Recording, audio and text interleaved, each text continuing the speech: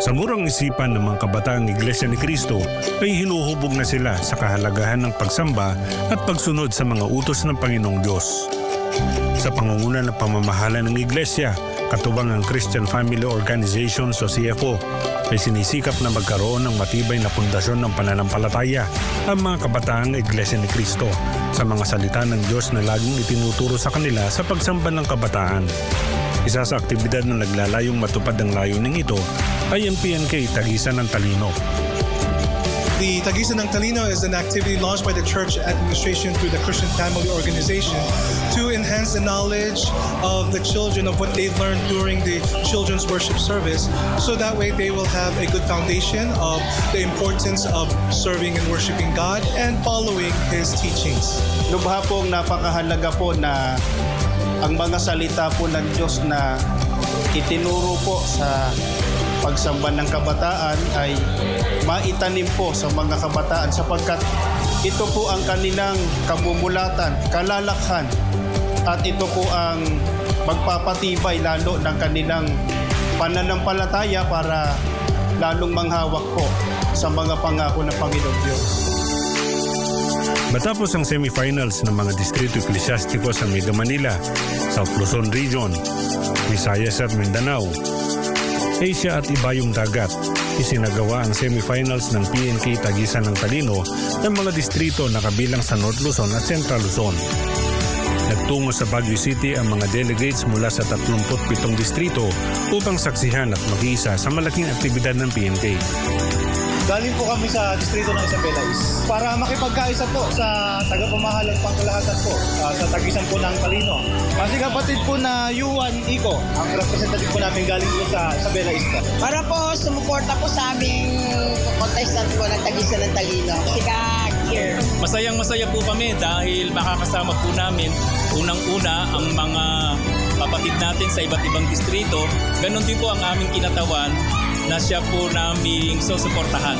Wishing all of the participants po good luck. Talagang isa sa malaking aktibidad sa taong ito na dadaluhan po namin. Sobrang proud na proud po kami, lalong-lalo na po kay Sid dahil alam po namin kung gaano po siya nagpanata at nag-ready po para sa Tagisan ng Talino.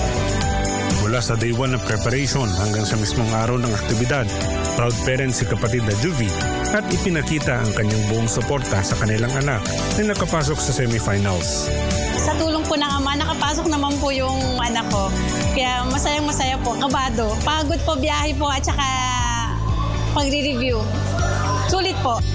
Nagkaroon kami ng pagkakataong makausap ang mga contestants na inihahanda para sa kanilang round. Para sa kanila, ang makaabot sa semifinals ay malaking panalo na dahil pinatunayan nila ang kanilang pakikipagkaisa sa pamamahala ng iglesia. I prayed and I did panata. I review with my mom and dad.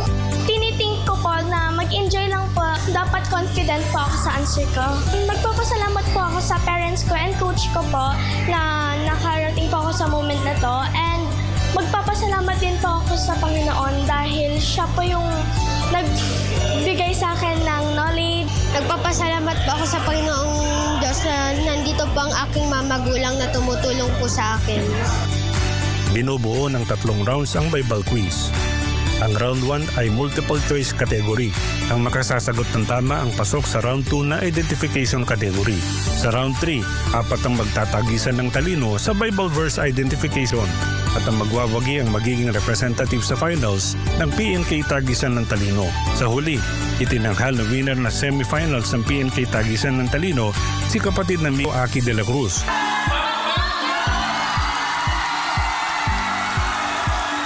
Masayang-masaya po. Dahil po ako po yung nanalo. Sulit naman. Lahat po na pinaghirapan po namin.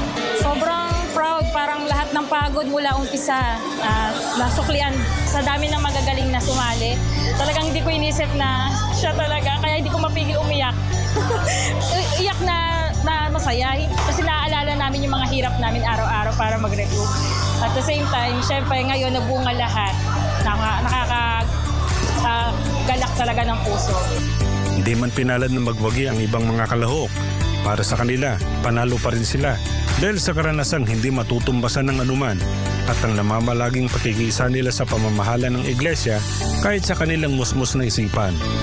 Kahit di po ako nakapasok sa next round, panalo na po yun para sa akin. Dahil nakapag-isa po sa aktibidad. Masaya na po kami.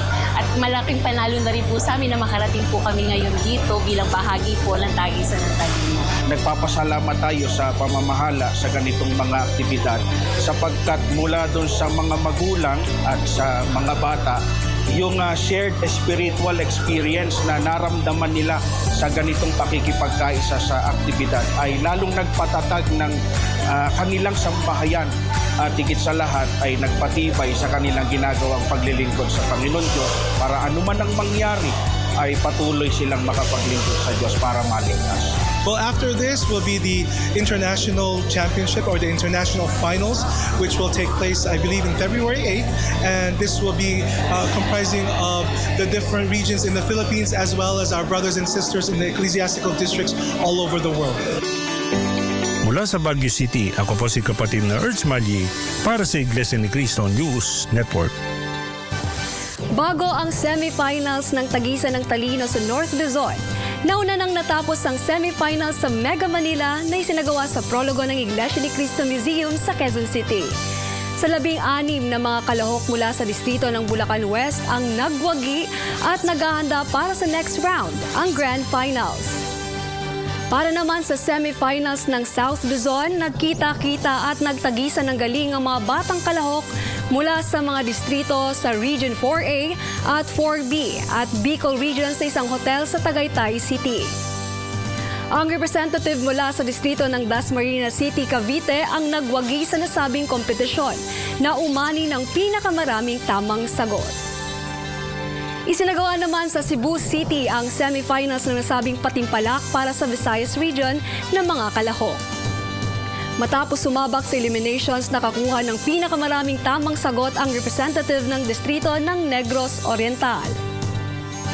Hindi rin nagpahuli sa pagsabak sa Tagisan ng Talino Bible Quiz ang mga batang kalahok para sa semifinal round sa Mindanao Region. Idinaos ito sa isang beach resort sa Cugman, Cagayan de Oro City. Ipinakita ng mga batang kalahok ang galing at buong makakaya sa pagsagot sa mga tanong upang makakuha ng maraming puntos. Sa huli, mula sa Distrito Eklesyastiko ng Agusan del Norte ang itinanghal na kampiyon at haharap sa next round. Mula sa mga distrito ng Pampanga North, Bulacan West, Dasmariñas City, Cavite, Negros Oriental, Agusan del Norte at mga nagwagi sa semifinals sa abroad ang maghaharap-harap para sa International Tagisan ng Talino Grand Finals.